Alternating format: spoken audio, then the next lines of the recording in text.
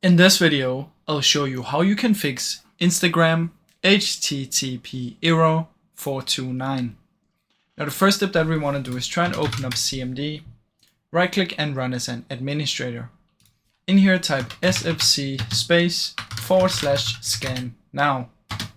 Now this is going to start a scan and you're just going to wait for this to become to 100%.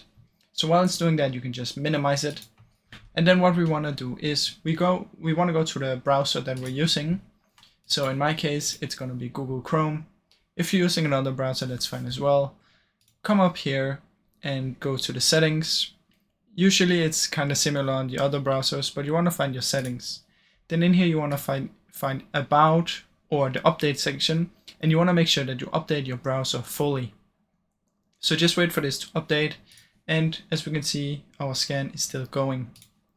Then what you want to do is just wait for this to update. When it's done updating, you want to close it down and then like this, relaunch.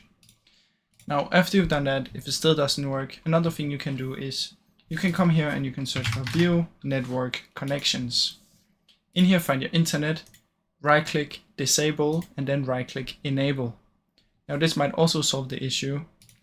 If for some reason it still doesn't work, another thing I suggest you do is you find the router in your house and then you unplug it for a few seconds and then you replug it after. This is going to reset the internet and that can help fix the issue.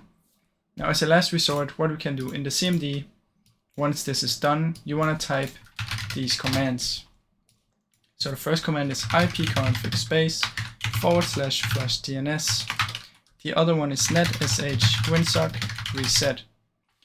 You have to type them after this, but obviously I have to wait till this is over before I can do that. But type it like this, press enter and then this and enter, and then just restart your PC. Now I really hope this helped you. If it did, please leave a like and subscribe, as it helps me out a ton. Thank you so much for watching.